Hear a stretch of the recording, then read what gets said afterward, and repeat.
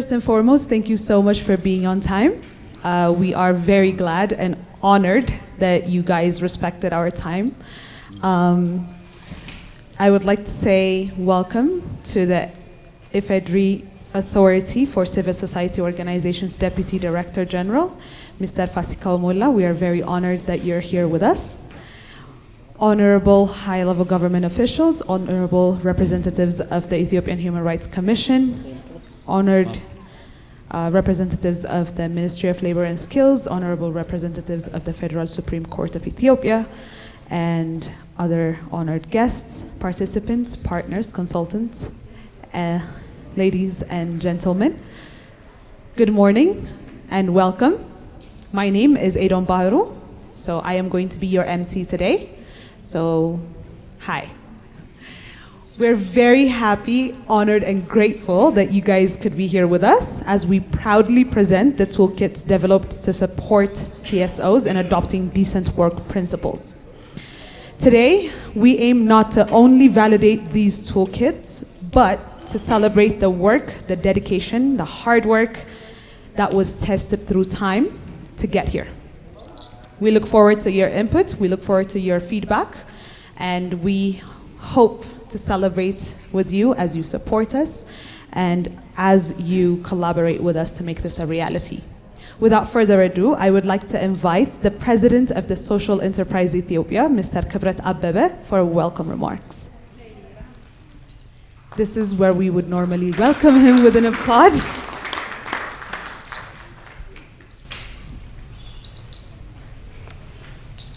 Good morning. Very brief saying like, welcome everybody here. We are very happy to have you. We appreciate the assistance we receive from Reach for Change and Forum Safe. We are very happy, as you clearly understand. The social enterprise movement these days are very important movement in the planet. And we always say that Ethiopia have a lot of social problems, so Ethiopia need a lot of social entrepreneurs. So this agenda is, decent work agenda is a very important agenda because we are not only creating a job, we need to create a job that is very decent. So we are very much closely working with every stakeholders to promote this. And I would like just to say thank you very much for my staff, frankly speaking. I didn't involve as I am expected because of my busy schedule, but I have a very strong and committed team. I would like just to say congratulations and I will really appreciate what you are doing. Thank you very much.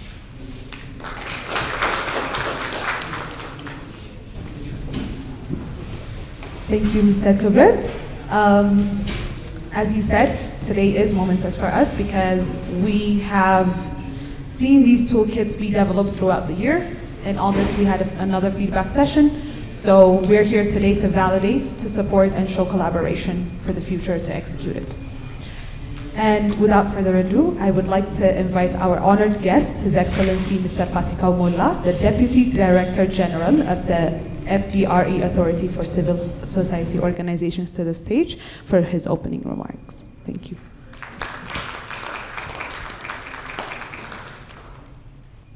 Thank you very much. Good morning, everyone. Esteemed colleagues from civil society organizations, distinguished guests from partner organizations, valued partners for the promotion of decent work in Ethiopia. Ladies and gentlemen, it's a great pleasure to be here with you today to discuss a very important topic, which is promoting decent work principles in Ethiopia through the active participation of civil society organizations. Before talking about a little bit about the decent work issues, I think those organizing this workshop and also majority of the participants of this program are civil society organizations. So let me let me say a few words about the civil society sector reform in Ethiopia, because that is the main reason for this gathering as well. So as you all know, the government of Ethiopia has been reforming the civil society sector for the last more than 5 years. Civil society organizations, we have been implementing reforms from the policy perspective, from the legal perspective, as well as from the institutional or implementation perspective. As a matter of policy, civil society organizations are considered as the main key pillars of nation-state building process of Ethiopia. So we are aspiring to build a stronger, prosperous, democratic nation. This will be implemented or succeeded with the contribution of all stakeholders. We have identified the main key for partners. The first one is government itself. The second one is private sector. The third one is civil society organizations. And the fourth one is the academic institutions. So these four are key in the process of nation-state building. So if these four actors work hand in hand, and if they implement their expected responsibilities, then we can surely achieve prosperous and democratic nation. So from the policy perspective, civil society organizations have a high place in building a stronger, developed Ethiopia. So all reforms which has been implemented for the last 5 years in the civil society sector is emanated from this perspective, this policy perspective. So if civil society organizations have a stronger impact in terms of our development democracy, then as a government we need to create a better space, a conducive enabling environment for civil society organizations to implement properly their established objectives. So the government has endorsed a new law, Civil Society Proclamation Law in 2019, and that law gives ample right for civil society organizations to work in Ethiopia. It has lifted almost all prohibitions which was in the previous law, and provided many rights and enabling environments for civil society organizations. We have been discussing about this law for many times with civil society organizations. So with all international standards or measurements, the civil society law of Ethiopia is regarded as one of the best law, which surely can create enabling and conducive favorable environment for civil society organizations. So having this policy dimension and having a good law is one thing, but it has to be implemented if we want to bear fruit out of all these reforms, all these efforts. We need to properly implement the law based on the policy spirit. So the Authority for Civil Society Organizations as a primary government body in implementing the civil society law and also in leading the civil society sector in Ethiopia, we have been intensively engaging ourselves into a very deep institutional reform. So as most of you very much known about it, our authority is significantly changing its working environment. And we have exerted much of our efforts to properly and fully implement this civil society proclamation or the civil society law. With the proper implementation of the law for the last 5 years, we can say we have many success stories that we can tell, and also there are also challenges. So the first important success that this sector managed to achieve is creating constructive engagement, the spirit of partnership and collaboration between government and civil society organizations. My presence today also signifies that. One of our civil society organizations, Social Enterprise Ethiopia, is organizing a validation workshop to promote a toolkit for decent work with civil society organizations. That is our success. We consider this kind of initiative as our success. And we have to attend, we have to show solidarity, and we have to also provide our comments and suggestions. Because what we achieved is a spirit of collaboration and spirit of partnership between specifically with the regulatory body, generally between government and civil society sectors. So now I can confidently say that there is a spirit of collaboration, a spirit of partnership between civil society organizations and government institutions, both at federal level and regional level. This is a good opportunity that we have to grasp, and we have to make sure that the people of Ethiopia is benefited out of our work. So this is the first success that we can mention. Civil society organizations number is also increased. Due to all the measures that we have taken, the civic space for civil society organizations compared to the previous regimes or the previous times, it is highly widened. We have a wide civic space now. Around a new more than 3,200 civil society organizations are registered for the last 5 years. Totally, we have more than 5,000 civil society organizations currently working in Ethiopia. So around 1,800 to 1,900, they were also operating in the previous law. They were registered in the previous law, and they continued their work. But much of high number of the civil society spectrum, or the civil society sector in Ethiopia, is new blood to the system. New people are coming to contribute something for the development and democratization of Ethiopia. So many are forming civil society organizations. Scholars are forming. Any person who has a good intention for the betterment of Ethiopia or for the betterment of the Ethiopian people, they are forming civil society organizations based on their interest. So the number of civil society organizations increased. Civic space is, I think, it is widened, and it is something that we can consider as a success of the reform of civil society sector. The third one, not only the number, but the contribution of civil society organizations is also significantly increased.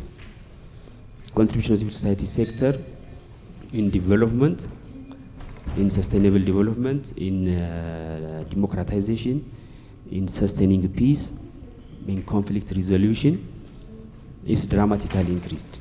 It is something that we have to recognize as well.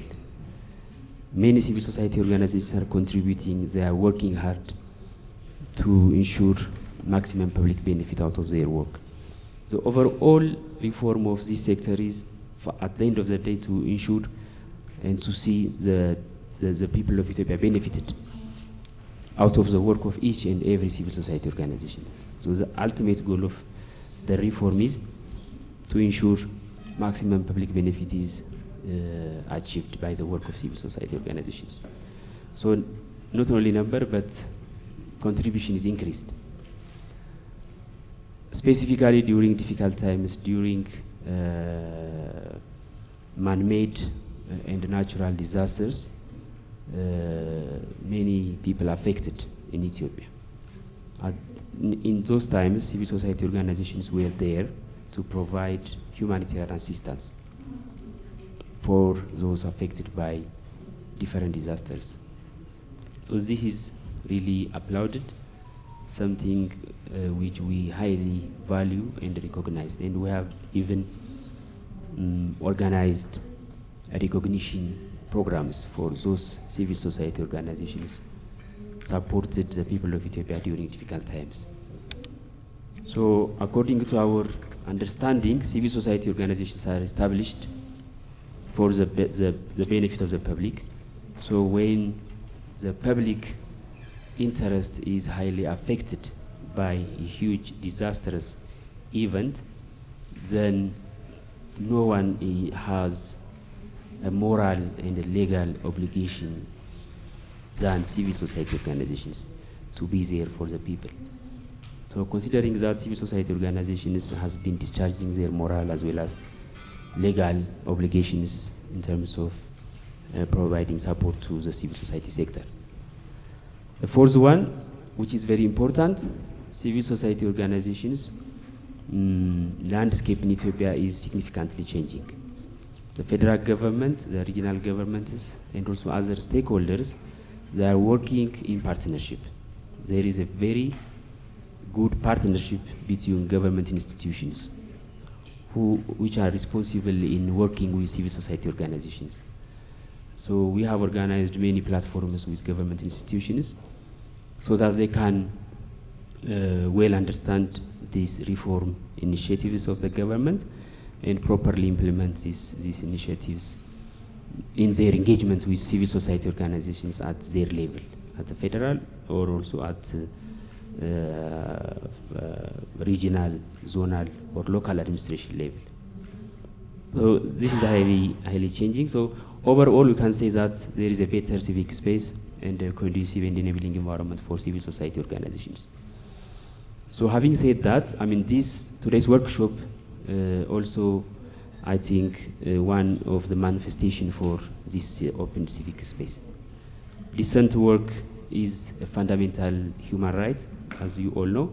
Everyone is entitled to have a very good job, a dignified working environment.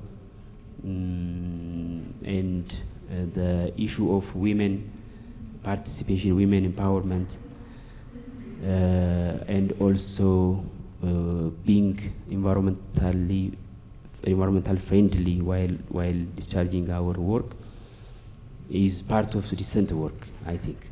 So everyone, as a community, as an individual, is entitled to have a decent work.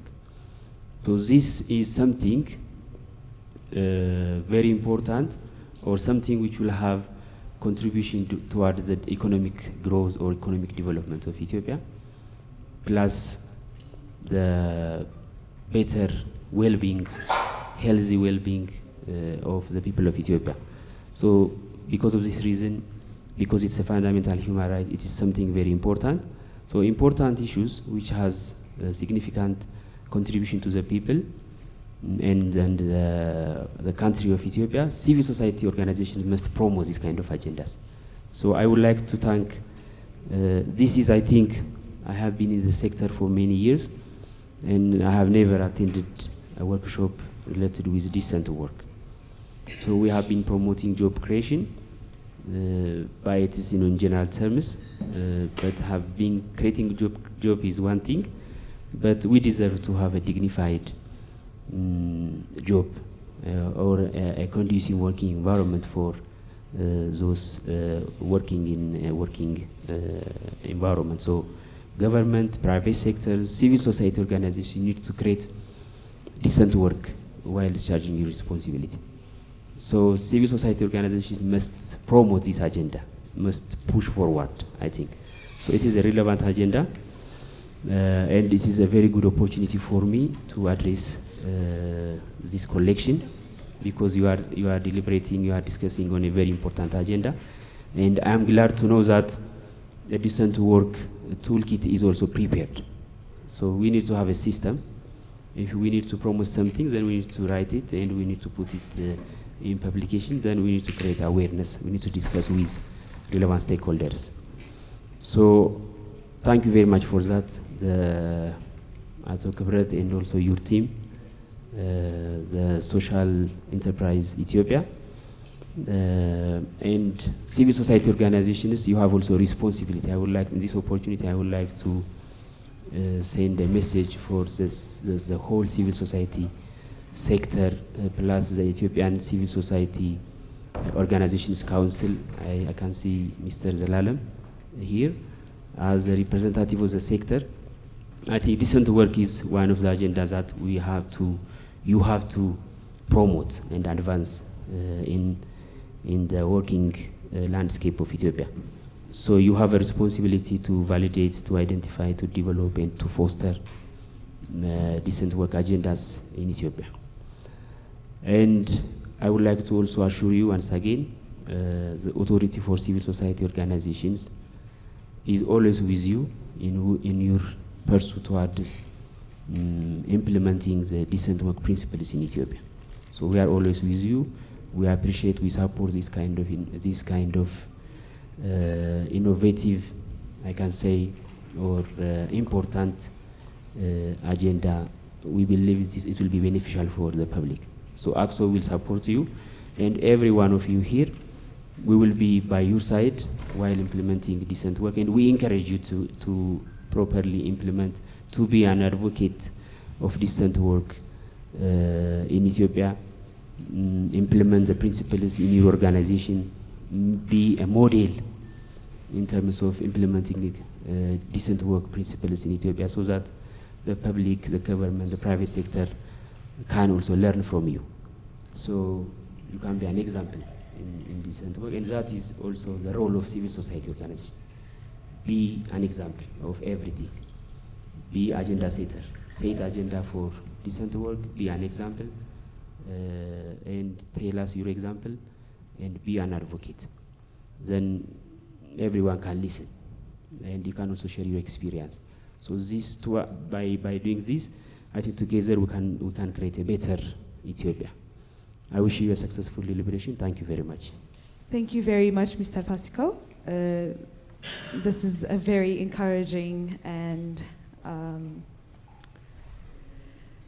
gratitude that we have for what you had to say today, and we are very happy to hear of the reform of the authority in order to accommodate more work like this on decent work and other civil societal issues.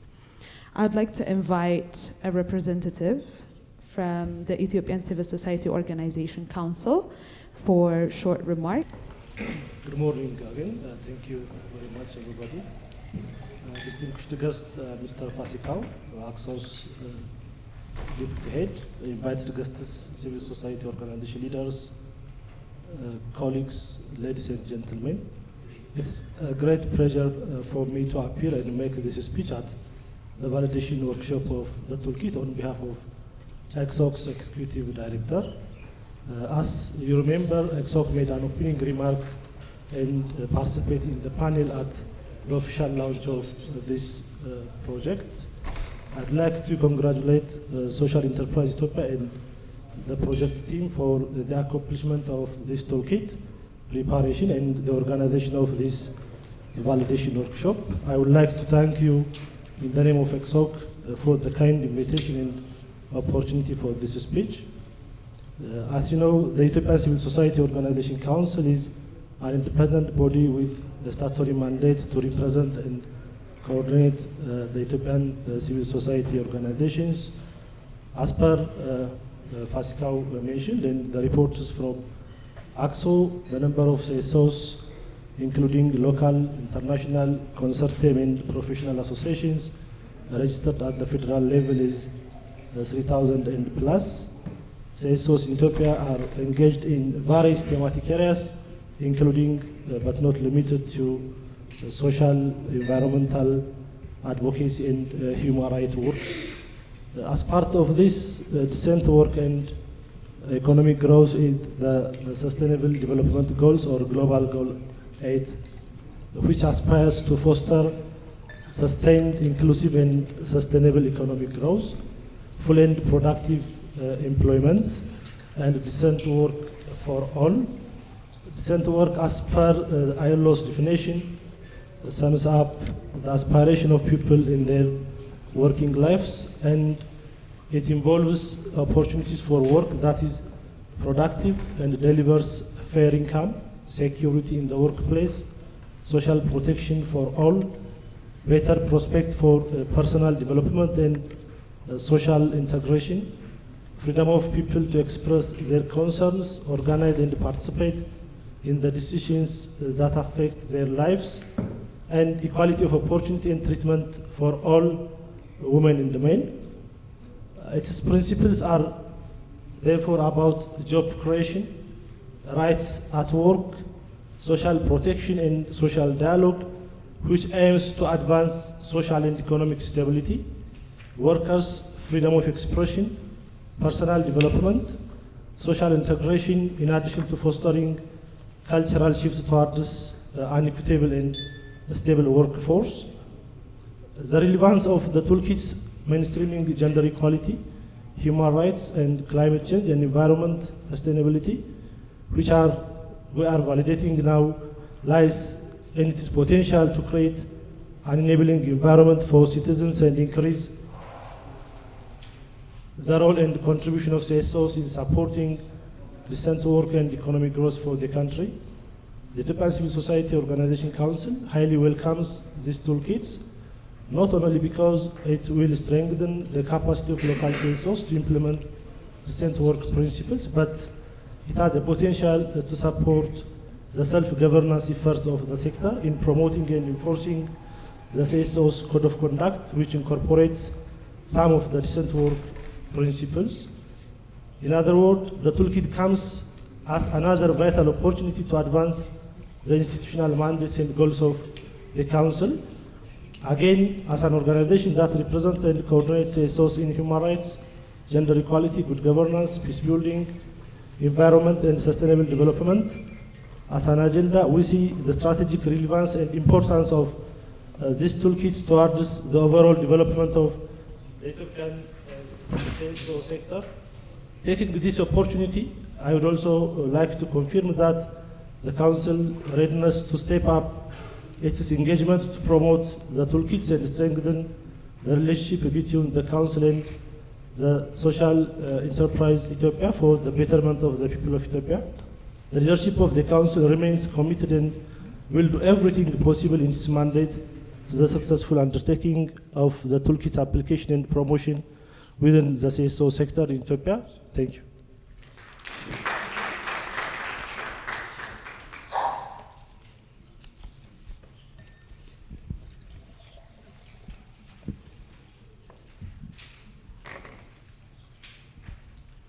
Thank you very much.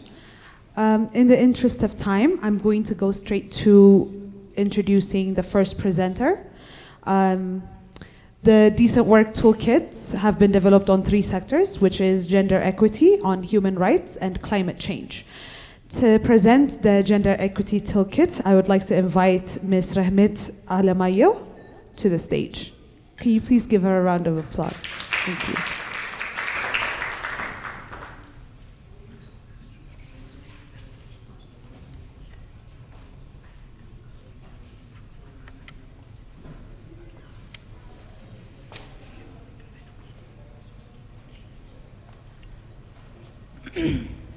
Okay, first I would like to present my gratitude for giving me this golden opportunity to present my toolkit on mainstreaming gender equality in decent work context within the Ethiopian CSO sector. So for the expense of time, this presentation will have the following section. Section 1 is all about general overview, which comprises of introduction, purpose of the toolkit, methodology, and under section 2 we are going to deal with how to mainstream gender equality into decent work. So I'm going to present you the tips and key steps into mainstreaming gender equality in the context of decent work, and finally we are going to see some challenges as to piloting the toolkit in different CSO and social enterprise Ethiopia as well. So I'm not going to deal with the conceptual and legal framework of decent work because you have all the toolkit at your hand, so you can refer it as much as you like. So just in order to have some common ground in understanding, I would like to highlight meanings, pillars, and substantive indicators, and what do you mean by the concept mainstreaming gender equality in the context of decent work. So as we all know, decent work it's a universal objective. So it's recognized by different human rights declarations, conventions, protocols, including which have been ratified by Ethiopia. So it basically involves opportunities for production and productivity, and fair income, workplace security, social protection, personal development. So when we talk about decent work, basically we are dealing with the concept of equal treatment and equal opportunity with all pillars of the decent work, which are social dialogue, social protection, rights at the workplace, and finally, employment opportunity.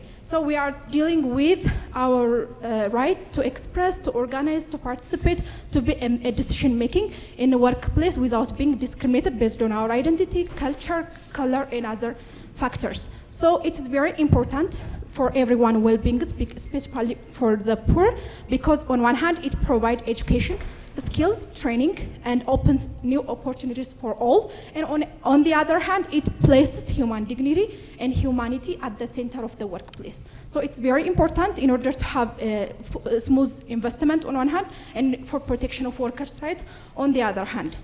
So it basically have 4 pillars which have been identified by ILO as decent work agenda, which is fundamental rights at work, employment opportunity, social dialogue, and social protection. These pillars of decent work have substantive indicators which can be extended from employment opportunity to social dialogue. This listed substantive indicator of decent work can lies on one pillar, or they can share 2 or other more than 2 pillars. So these are the substantive indicator which ILO identified in order to measure whether decent work is in place or not. So having this in mind, the ILO working agenda on decent work have basically 4 pillars. So at the end of the day, its ultimate aim or its ultimate ending is providing safe working conditions for the workers on one hand, and protecting their rights and their abusement from sexual exploitation and harassment, and place at the center of development humanity. Its main agenda is in order to put humanity and human rights at the place of at the center of development. So it is very inclusive in economic activity, and it fosters investment at large. So if this is the general understanding of decent work, from this context, how we are going to maintain or how we are going to mainstream gender equality is the next point that should be addressed in a proper manner. So gender equality is a fundamental aspect of decent work. Gender equality is very fundamental because it is based on human rights, social justice, and sustainable development. Without gender equality, we are not going to assure human rights, social justice, and sustainable development. And it emphasizes equal opportunity, treatment, participation, and remuneration for women and men for equal value of work. So if the work is unequal value, both men and men should be guaranteed equal opportunity, equal treatment, and participation and remuneration without being discriminated based on their gender identity. That's why what we are talking about gender equality. So it includes basically equality of opportunity and treatment and remuneration for access to safe and healthy working environment, for equality in association and collective bargaining, equality in obtaining meaningful career development, maternity protection, and a fair balance between work and family life. So we are dealing with these basic concepts and without being discriminated. So the basic understanding of gender equality is the concept of non-discrimination. Having this in mind, why do we need this toolkit? Why do you have to go through all this process in order to produce this toolkit? The very rationale for preparing this toolkit, or the purpose of this toolkit, is the Ethiopian fragmented policy and legal framework for decent work. Ethiopia has a very fragmented policy and legal framework regarding decent work. Because of that, CSOs are challenging for effectively implementing the agenda of decent work in their operation. That's what we found out in our needs assessment of this toolkit. We have been conducting needs assessment in different CSO organizations. So what we have found that they don't have the full picture of decent work because Ethiopia has a fragmented policy and legal framework. So because of that, we need to have a comprehensive, inclusive, and implementable legal framework in order to address decent work properly. So this toolkit came into picture in order to rectify those shortcomings as far as the legal and institutional framework is concerned. So mainstreaming gender equality in light of decent work in the operation of CSO needs to have one, implemented, simply referred, document in order to address decent work. That's why we designed this toolkit, so that CSO operating in Ethiopia can share knowledge, checklists, and tools on how to mainstream gender equality in decent work. So the toolkit was prepared by conducting need assessment, consulting convention and protocols which have been prepared and promulgated by ILO and ratified by Ethiopia as a nation, and national laws related to decent work, and the CSO code of conduct which has been discussed previously. So having this as a tool, this toolkit has been prepared and designed. Regarding the methodology, this toolkit has utilized a qualitative research methodology combining both doctrinal and empirical method. So the doctrinal method assesses the international and national legal and policy framework on decent work, focusing on gender mainstreaming. And the empirical method assesses the practice of selected CSO, social enterprise Ethiopia, and different stakeholders' perspective, including EXOC and AXO and the Ethiopian Workers' Confederation.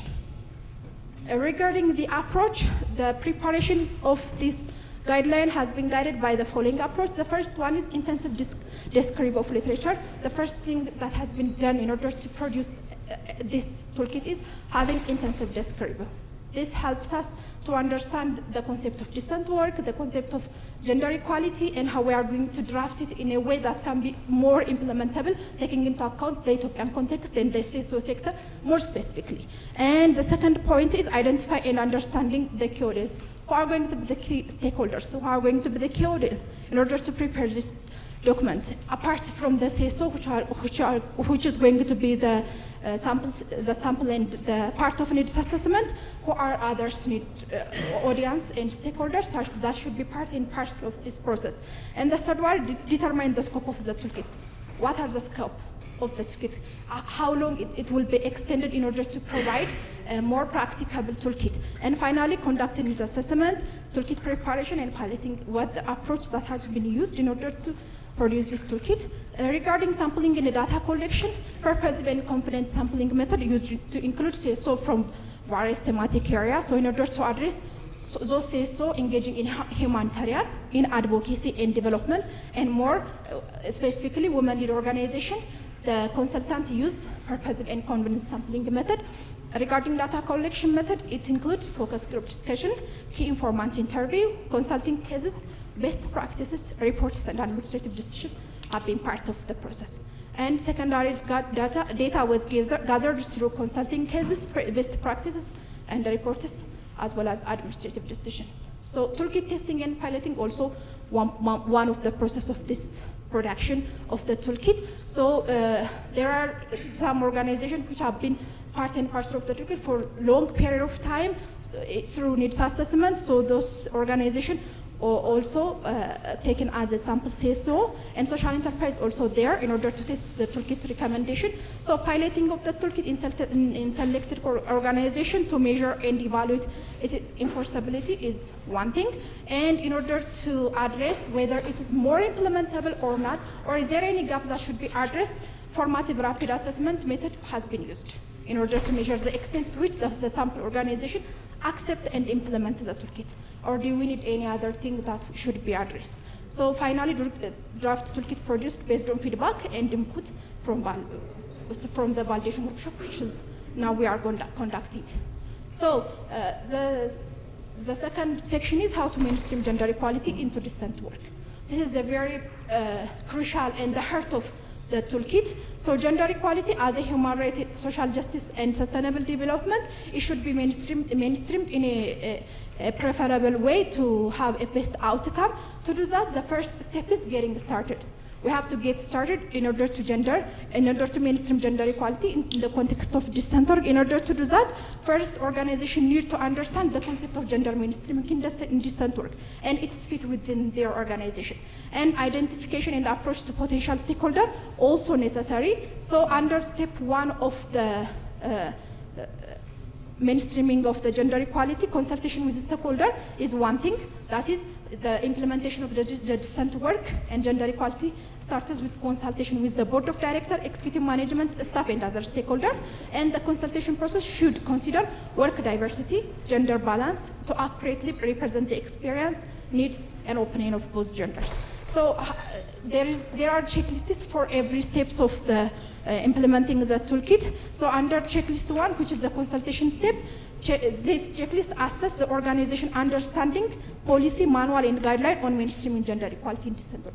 From the very scratch, does the organization have the appropriate legal framework in order to mainstream gender equality? And then the other one is, does the organization have the appropriate institutional framework to mainstream gender equality? And finally, it also helps us to understand the organization commitment to decent work and gender equality. Is the organization committed enough to implement the toolkit? So understanding this, regarding the understanding of decent work, the organization and everyone can refer to the section 2 of the toolkit. It provide a detailed definition, concept, legal framework on the understanding of decent work.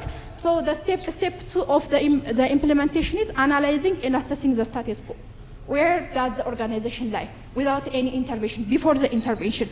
Conducting gender audit is very crucial at this point to identify and address gender inequality. So critically reviewing organizational structure, procedure, and process and practices in order to understand the status quo and the status of the organization, very crucial at this point. So regarding the gender equal audit, it aims to ensure equal opportunity and treatment in all aspects of decent work.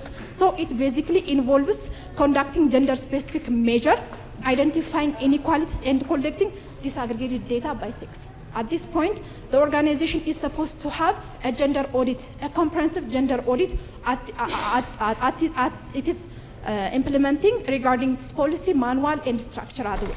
So assessing whether the organization ensures equal opportunity and treatment for women and men in all aspects of decent work should be addressed at this point. So organizational structure analysis, this is the point where we are going to ask who is responsible within the organization for addressing issues of decent work. Is it the executive director, or do you have the HR, do we have any person or committee or ad hoc committee or permanent committee?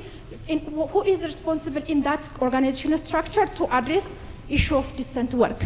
So if there is no one, then at the end of the implementing the toolkit, the organization is supposed to have structural adjustment. It's supposed to have a structural adjustment. The other point is decent work gender equality budgeting. This is the point where we are going to see the organization budget planning, whether it considers the impact of the budget process and the resource allocation on decent work and gender equality.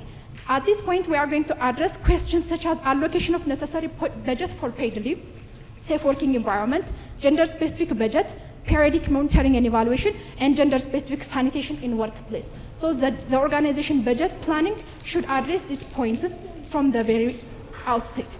And the second point the third point is step 3. Once we have consultation workshop, once we understand the status of the organization, the third point is planning.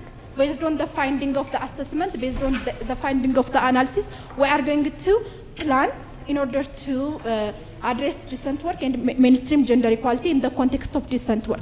So at this point, gender equality sensitive decent work planning should be in place. It is a tool to promote gender equality in decent work, so it basically aims to transform the organizational process, culture, and structure to combat gender imbalances, inequalities, and discrimination. So key components at this point should be included is eliminating discrimination, promoting equal pay, ensuring maternity protection, and ensuring equal working condition. So at this point, we are going to focus on ensuring safe working condition and equal working time for both genders, and it promotes equal participation in work-related dialogues and decision-making. So in all 4 pillars of decent work, we are going to plan to maintain gender equality. We are going to plan to avoid any discrimination. And the 4th step is implementation and action based on gender equality sensitive decent work planning. So at this point, CSO should uphold the ILO decent work agenda, including employment rights, social protection, labor rights, respect and gender equality, and non-discrimination principle. So the first thing that should be considered at this point is fundamental decent work principle should be included in every implementation of the toolkit, and addressing the structural barriers for gender equality. If you have any structural barriers in the organization, so those barriers are supposed to be, or better to be, addressed, and organizations should progressively incorporate the decent work agenda in their structure. This is because rights related with decent work are socio-economic rights, as we all know. So the ultimate goal is to have a progressive realization. So organizations are supposed to progressively incorporate the decent work agenda in their work structure. Regarding the implementation, gender equality sensitive decent work policy and guidelines should be prepared, and gender equality dimension of decent work pillar should be adhered. And finally, gender decent work budgeting and project design should be also assessed in a way that can bring gender equality in the organization. So at this point, we are going to consider the impact of budget process on decent work and gender equality. Do we have enough budget? Do we allocate budget for decent work and gender equality? If we don't have, what's the problem? Is it budget shortcut, or does we have do we have the commitment to do that? So we have to allocate for paid leaves, safe working environment, and gender-specific budget to address inequality, periodic monitoring, and evaluation. So the last step is monitoring and evaluation. Every step should be monitored and evaluated in order to address gaps that need addressing and priority that should be covered. So once we have the plan, once we implement it, and finally we have to monitor and evaluate its practicability. So at this point, we are going to use findings and to adjust and provide action for gender equality in decent work. So the toolkit provides a comprehensive monitoring and evaluation checklist and matrix, so we can use that for monitoring. And step 6 is post-implementation plan. Once we monitor and evaluate, once we identify the gaps, we have to replan if there are anything that needs readjustment. So at this point, we are going to ensure sustainability of efforts stated in the previous implementation. So we have to have replanning. So regarding the challenges, while we pilot this organization, I personally experienced some challenges regarding the unwillingness and reluctance to pilot the toolkit, since it's time-taking, resource and manpower demanding. So as a recommendation for it's recommendable to have piloting budget so that we can have initiatives and incentives for the organization in order to pilot it. So the first one is unwillingness and reluctance to the pilot toolkit, and finally the time limitation. We only had 6 weeks in order to pilot the organization, which is very short time regarding, especially taking into account the time framework of CSOs and deadlines. So time frame limitation, also other challenges.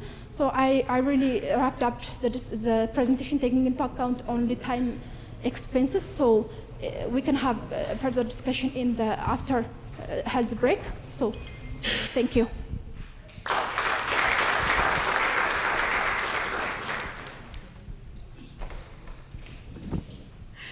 Thank you very much. Again, we're running a little short on time, so I am going to remind our presenters to take as 20 minutes or less. Our next presentation is going to be on the toolkit of climate change or environmental sustainability. It is going to be presented by Mr. Alemu Gazao. He's a consultant at My Climate Consultancy Services.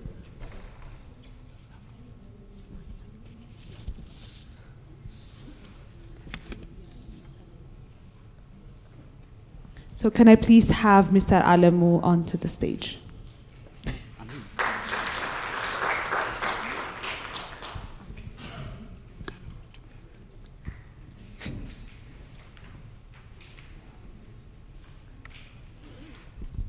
Ato Alemu.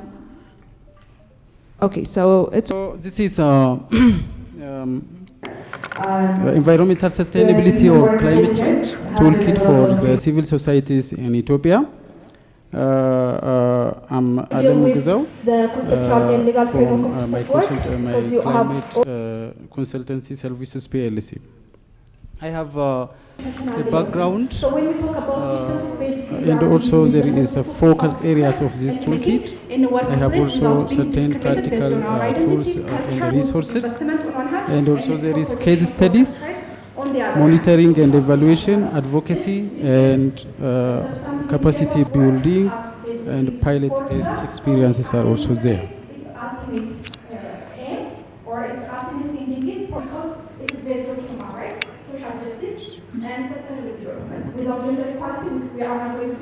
So to begin with, this is environment. When we think of environment, as you know, nothing is excluded from environment. Everything around us, whether it is living things, whether it is non-living things, it is all inclusive, okay, in definition, by definition. So there is environment in which we are just participating our day-to-day activities. And also this environment needs to be sustainable as much as possible in order to be just work, in order to just entertain our day-to-day activities. So there is environmental sustainability as a principle. When we think of sustainability, it is also very broad. There is also environmental sustainability, there is also social sustainability, there is also economic sustainability. So in one way or another, in order to be sustainable, we need to work on the environment, we need to work on the economic activities, and also we need to work on the social things also needs to be sustainable. And if things are sustainable in this manner, then there should be decent work. If our workers are just motivated and if they are very happy, then they can just increase the productivity of the company, whatever it is, so that the production is increasing. At the end of the day, there may be sustainable development. So this is simply the background between the environment and the sustainable environmental sustainability. The second very important is that legal or the policy frameworks to handle these issues, for example. For example, if you think of in Ethiopia, there is national, our national constitution, for example, has a legal background in order to handle the environmental issues. Article 43, Article 44, Article 92 talks about the environmental sustainability, sustainable development, and these are a legal ground in order to handle the environment. And also, based on this, there are a lot of just policy directions, legislations, directives that is just emanated from this constitution. We have policies for water, for air, for solid management, for soil, for biodiversity conservation, for industries. There are a lot of just policy direction for this one. And also, there are a lot of adopted international policies, protocols, on conventions. And also, if we are just looking very specific, even the civil society organization code of conduct on Article 11 says it is environmental conscious, okay? So this is a legal background in order to implement this environmental sustainability. When we think of international, the Sustainable Development Goal, especially, which is to be achieved by 2030, has a lot of just goals related to the environment. For example, let's maybe talk about the clean water and the sanitation. There is affordable and clean energy. So these all are about the biodiversity, about the resources, about the climate change, about the how to conserve life. So these are a legal background. And also the Millennium Development Goals to be just for 2050 is also, it has a lot of goals regarding to the environment. The conventions and the protocols also have certain information regarding to the environment. So what is the advantages we gain after just implementing this environmental sustainability in our workplace, in the day-to-day activities of the civil society organization? One is the mutual benefit or mutual reinforcement. So there may be certain businesses just created due to this implementation. So this is an advantage we get at the end of the day. The worker welfare, that is the safety of our workers, our staffers, is a priority agenda. And also the regulatory compliance with the available national and the international policies and the regulation with our system may be compliance with that. And also stakeholder motivations. For example, we can have extra funders, extra supporters, co-workers due to just implementation of these environmental sustainability or climate change toolkits. Then saying this is simply a brief just background of the information. So the focus areas of this toolkit is one is energy. as everybody knows, in our day-to-day activities, we just use energy. So this is very fundamental. Even the development of one country will be measured in terms of the energy we utilize, okay? So just using energy is unavoidable. But even though which types of energy is just preferred is the main question, okay? So we need to focus as much as possible into renewable energies, okay? Renewable energies. That may be from the hydropower, it may be from the solar energy, it may be from the geothermal, or it may be just from the biomasses. So these types of energies are really renewable, and it doesn't pollute the environment that's fossil fuels, okay? If we compare with the fossil fuels. Not only just selecting the renewable energy, we need to also save the amount of energy we produced, okay? There are a lot of just saving mechanisms, avoiding unnecessary materials which is up to date, which is weird, or which is old age. Those efficiencies are reduced. Don't even undermine the just switch of policy in our offices, okay? When we are not working, if things are idle, just switch off that materials, maybe saves the environment, okay?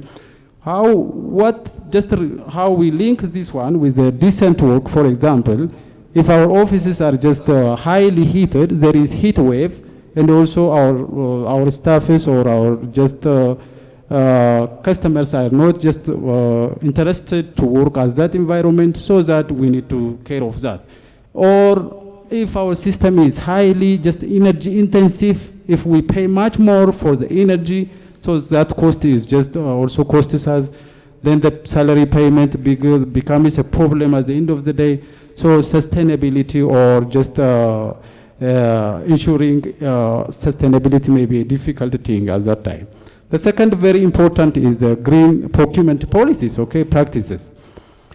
In our as you know, we just consume different goods, services from different sectors, okay?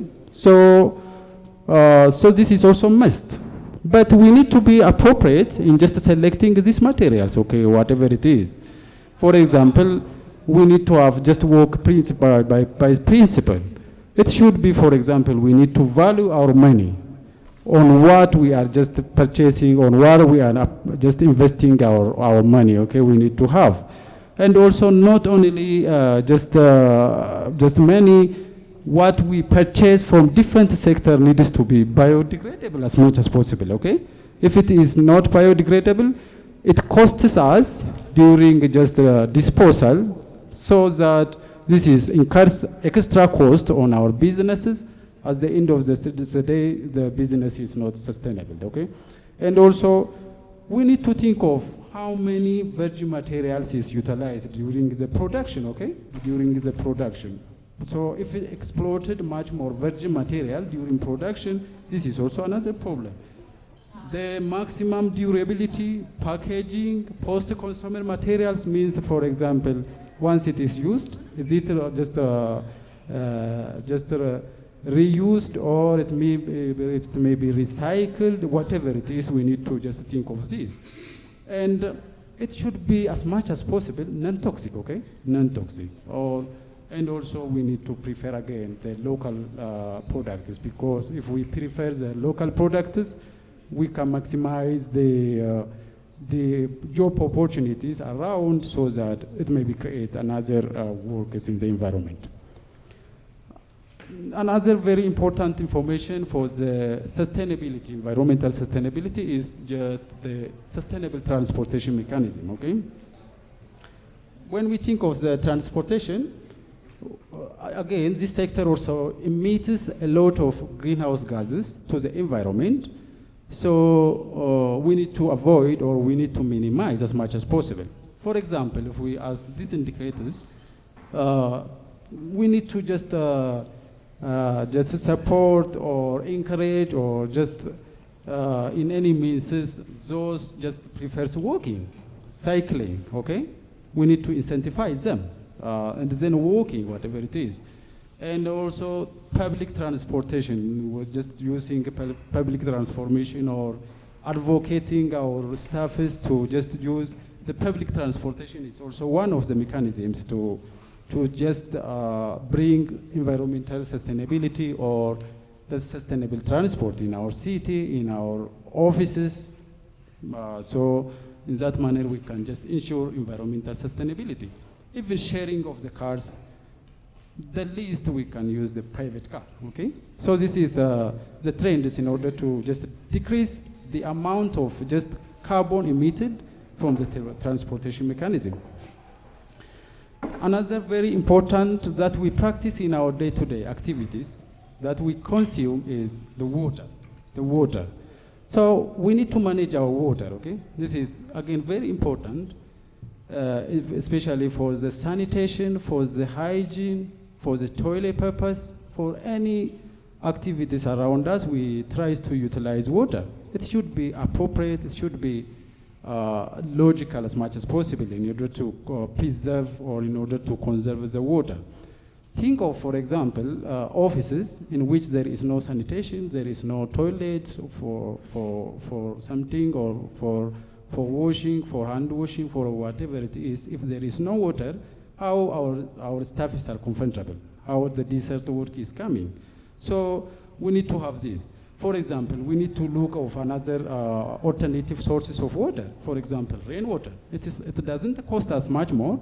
Maybe the simply installation of different pipes, simply the filtration using sands or just a temporary tank for the collection, and then we can just distribute it to our day-to-day activities, for example, for toilet, for washing, for cleaning, for bathing. For this purpose, we can use extra water from the rain, just harvesting rainwater. For example, the last image, this one, for example.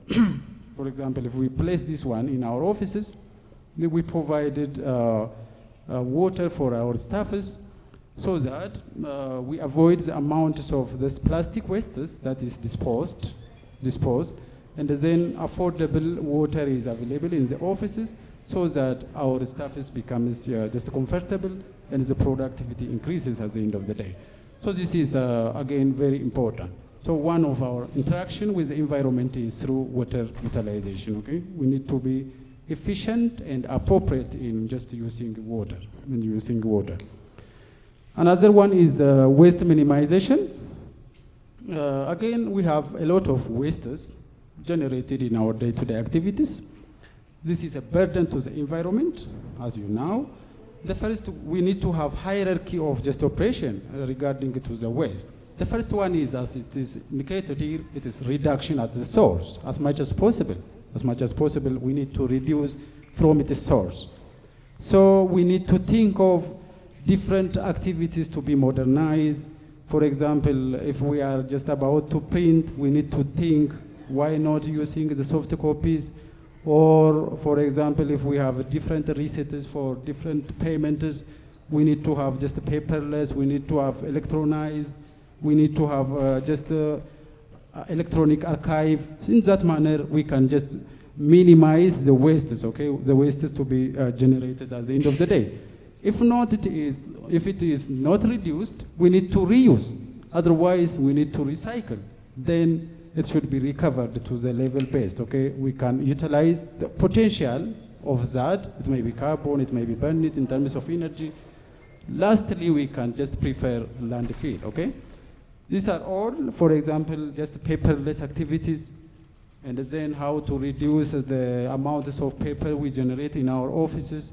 This is how we manage it, how we collect it, how we segregate the wastes at the office, so that we can provide with to the recyclers, so that it is also another opportunity, or it is a support even for the businesses working on this area. So one of just the activity is waste minimization, a focus area of environmental sustainability.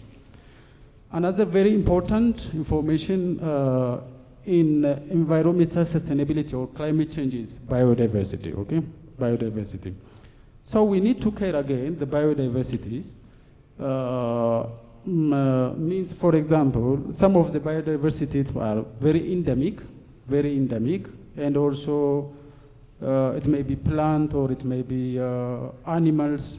So we need to care them, okay, as much as possible around our offices, in our day-to-day activities, in our projects, or in our advocacies. We need to just have a biodiversity concept, the conservation concepts, okay? Concept. So that we need to care of these biodiversities.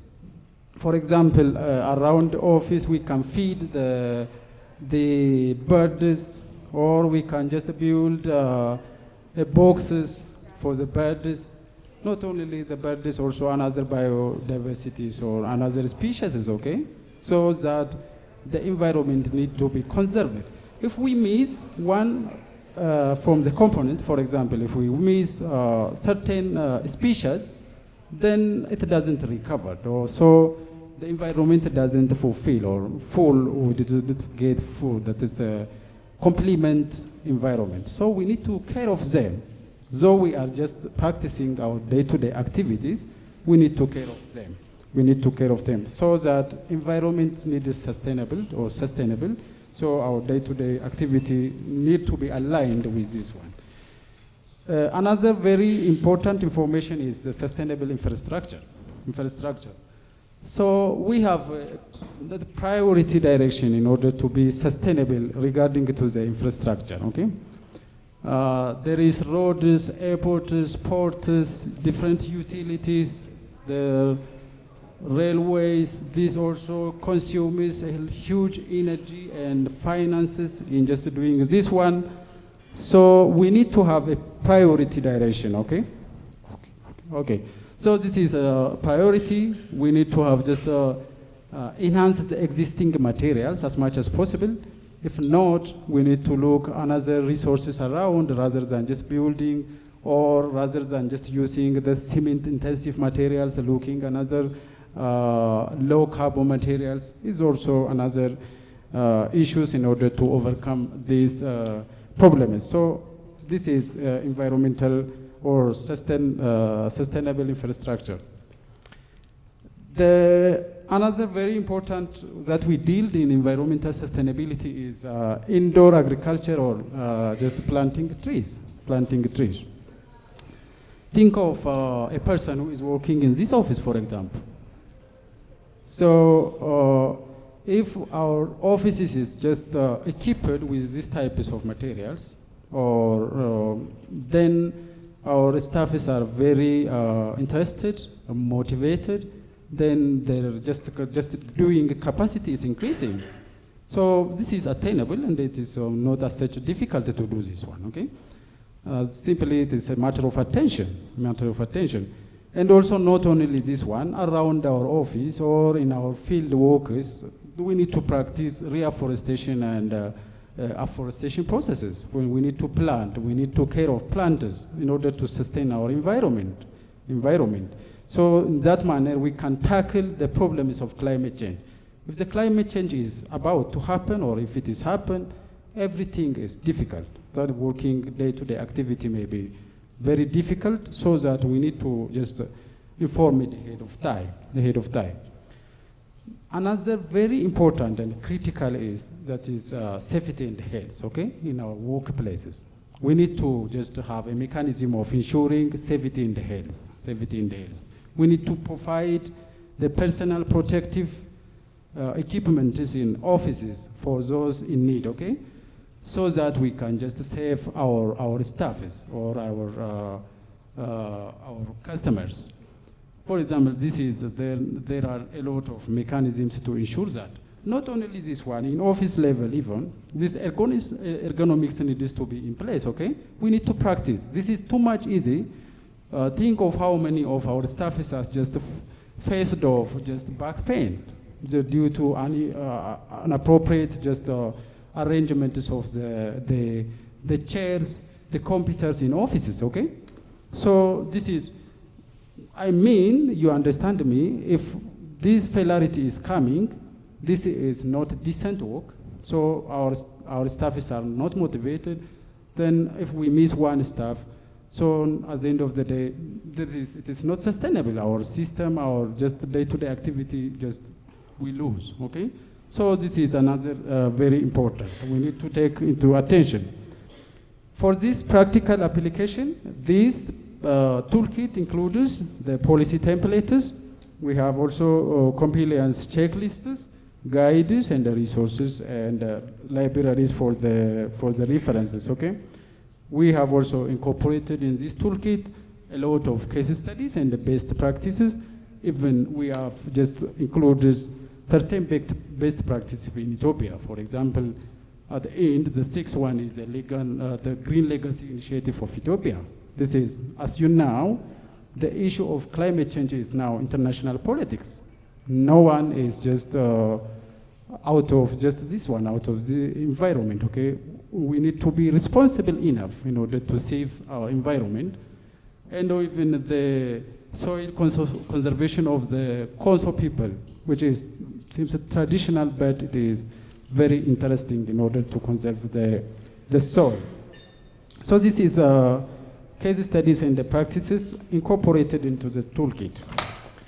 Then the monitoring and evaluation, we have for monitoring, we have a means to collect data, and also we have a means to quantify the evaluation. So this is also integrated into the toolkit. And another important, which is incorporated in this toolkit, is advocacy and the policy influence, okay? This is for the advocacy purpose.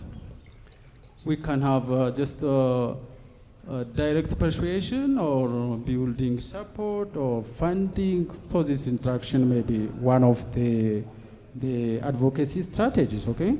Not only this one, leveraging the media and the communication, or any platform, it may be broadcast, whatever it is, we need to just advocate the environmental sustainability in order to reach the broader audience, okay? Broader audience.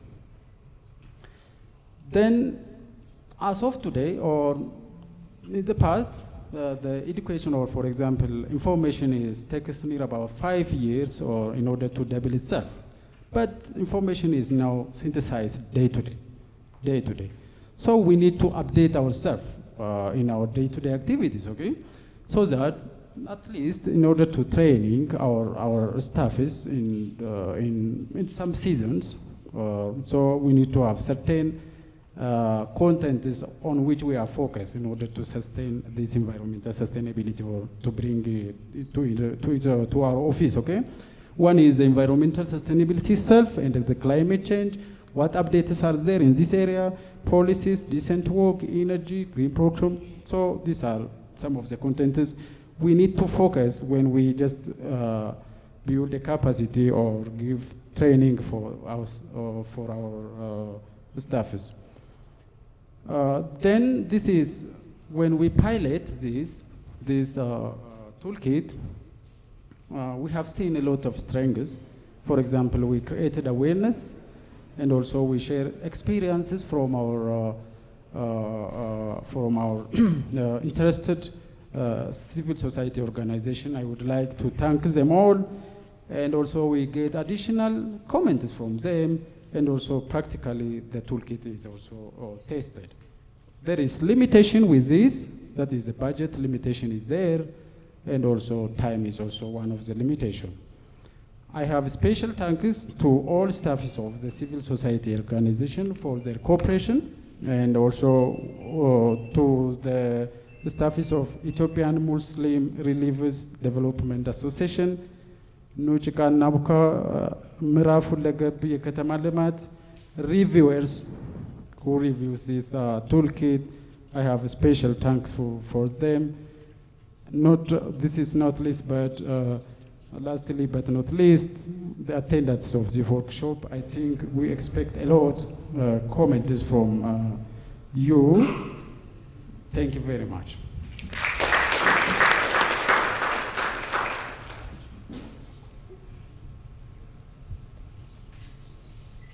Thank you very much, Dr. Alam. Next up, we have the Human Rights Toolkit presentation. There has been a a slight change in program. So in front of you is this program that I'm referring to. Now we are going to go on to the Human Rights Toolkit presentation, but then we're going to go straight to coffee break, and then when we come back, we will hear from Qidist Gabramlak on the needs assessment and recommendations. Yeah? Are we good? Allachu? Allachu? So without further ado, let's invite Lambrot Fikri for the Human Rights Toolkit presentation. Please give her a round of applause.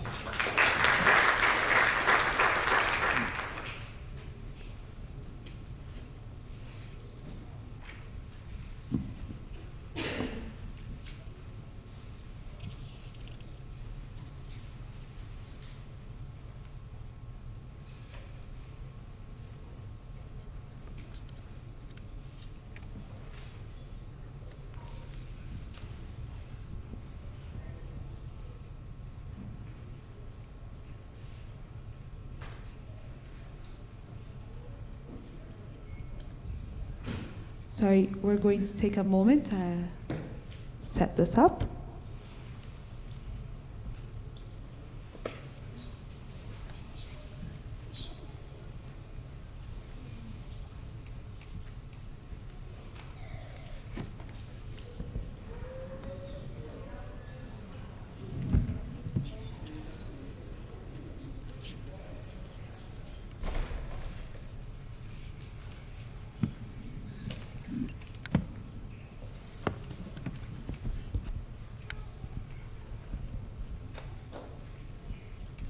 እንደምን አደራችሁ? Good morning. Until we set up the presentations, I have it here. Just to save our time, my name is Lambrot. I've been tasked on the Human Rights Toolkit, as mentioned. We had 3 focus areas. The first one was climate change, gender, and I will share the experiences, the feedback, and the processes that we adopted when we're working on integrating the human rights and decent work agenda into the civil society organizations. So just a bit of background.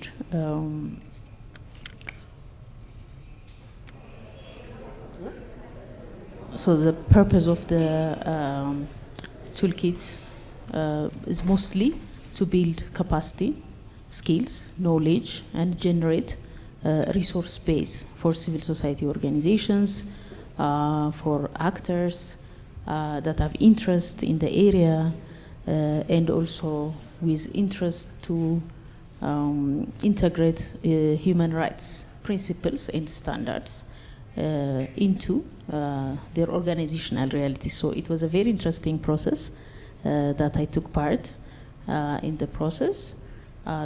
Fundamentally, we looked at, as we all know, human rights is a very broad concept, and the practicality of it is it has its own journey, let alone for civil society organizations, but also for any actor in the decent work agenda. And most of it, when we looked at the realities of civil society organizations.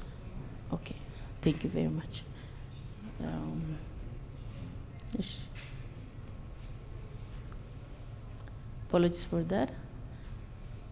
I'll show the.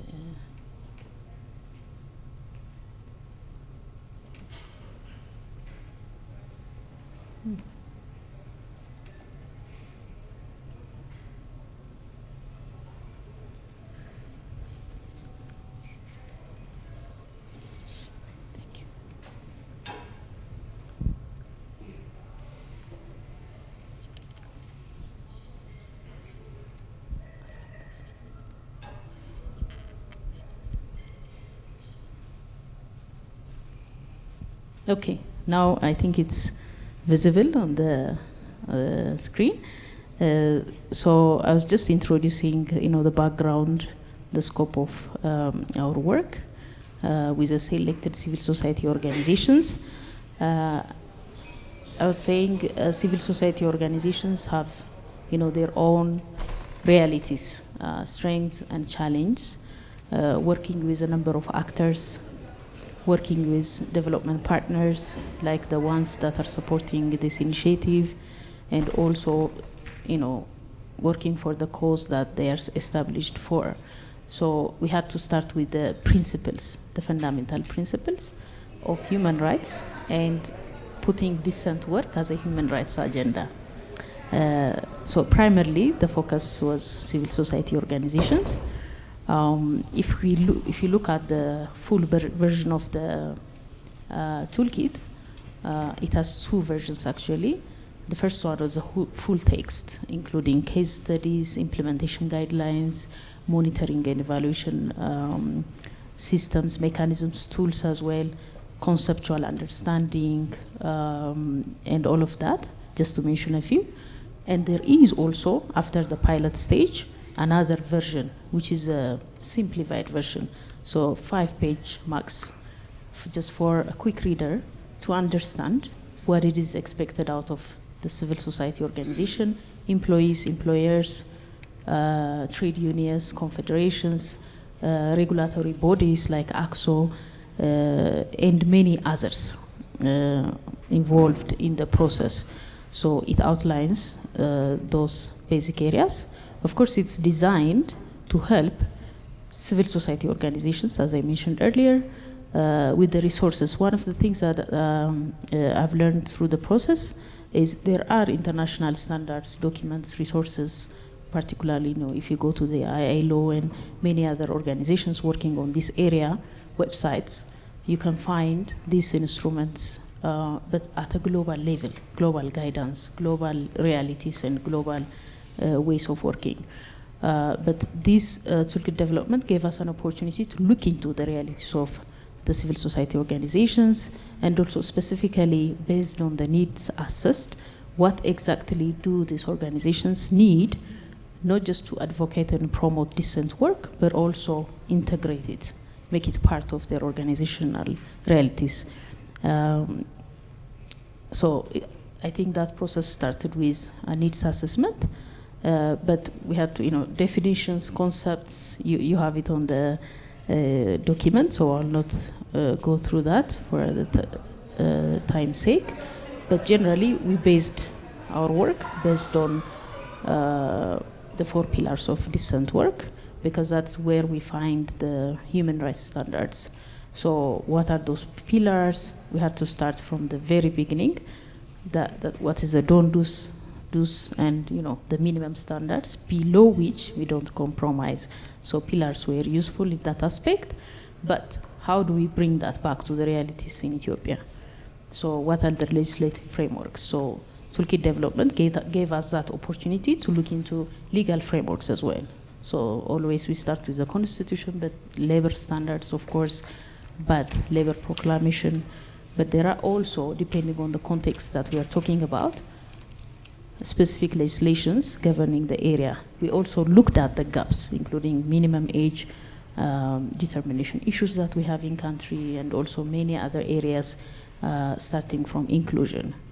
I'm seeing the hands, the 5 minutes already, so I'll wrap up. So in the pilot stage, 3 organizations participated, 4, including Social Enterprise Ethiopia, Nujik Annabka, Lawyers for Human Rights Association, and Professional Alliance for Development. So these organizations consented, once the toolkit was in its draft sense stage, to use it as self-assessment checklist, as a way of inspiration to see their organizational reality. So they invited us to their offices, not just, filling of the checklists, but also looking at, systems, structures, where are we using these standards, where do we want to go? So even if the time was a little bit challenging and there were organizational constraints, we identified the areas where we could implement the toolkit. It is an implementable document. It is implementable. We can make it happen, but useful strategies like the ones we see are recommended because of various contextual factors. So risk assessment for every organization to conduct needs and risk, because when we say needs-based, then it's easier to design the mechanism. Otherwise, it will be, applicable, assuming it will be applicable for all organizations, will be oversimplification. Then who are the stakeholders, how we can partner, who are the right holders. But through the pilot initiative, many organizations in the piloting organization, piloting CSOs, they use the toolkit as an awareness tool, to aware themselves, the leadership, and also consider possibilities for developing costed plan. This was one of the main challenging area, because civil society organizations have their own funded plans, programs with development partners. So integrating that as part of their program requires a costed plan. That costed plan would have implementation, action plans, clear timelines, monitoring and evaluation mechanisms. The other area was the need to provide for some sort of incentive. Yes, we are aware. Yes, we know what what the requirements are, what the minimum standards are. In terms of implementation, though, we need, it would be great to have some incentives, was one of the, the feedback that we received in the design of the pilot stage, and also during the pilot stage. So we have received your feedback as well, particularly those organizations that took part in the process. They emphasized the need to develop capacity development plans, so that it will be part of that capacity development plan where there is a lot of opportunity for peer support, other organizations, what they can learn from, what can be shared, where is a coordination mechanism, if there are specific needs, how do we deal with that? So those were some of the questions the leaders of these organizations raised during the piloting stage. After the piloting, we also received another round of feedback, and also we had a consultation workshop. Based on that, the revised toolkit has now it's shaped. So this is mostly, I would like to appreciate, the goodwill, commitment of these organizations who took part in the human rights pre and post pilot initiatives, actively taking part, looking at their standards, looking at the organizational challenge, opportunities, and based on the feedback, CSOs operates in a very challenging operational environments, as we all know, which many of these challenges are addressed through time to time because legislative measures are being taken, but at the same time, systematic approach is important. That's the whole gist of the pilot initiative that we have observed. But through the process, sensitization, awareness raising, increased awareness raising was a good opportunity. It helped a lot in terms of understanding the minimum standards as well. Gaps, I think it was also mentioned the previous presentation. I've also mentioned coordination and partnerships, but also need to contextualize to our realities, so the organizational realities of each organization. But major areas where, job security, because many CSO jobs or roles are donor funded or partner project tied. So there are those challenges as well.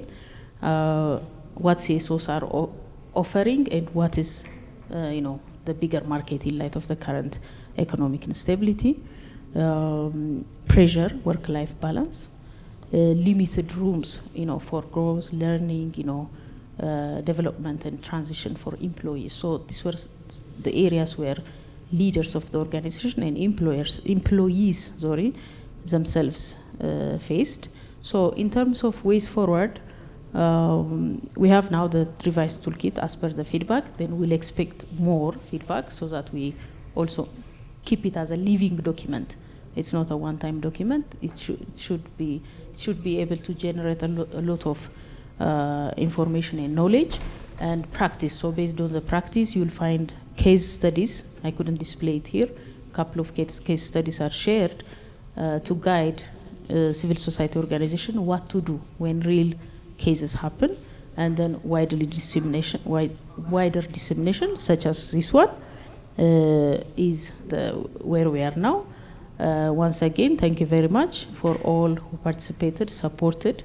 It was a journey, it was a learning and a capacity development opportunity. It was also an evidence that areas like decent work, that we know there are sensitivities in the topic. If organizational commitment, will, and the support of development partners, if it is there, then it's something that we can look ahead and look the light at the end of the tunnel. So that's the lesson. I am, despite the short timeline, I'm finalizing my slides. Thank you.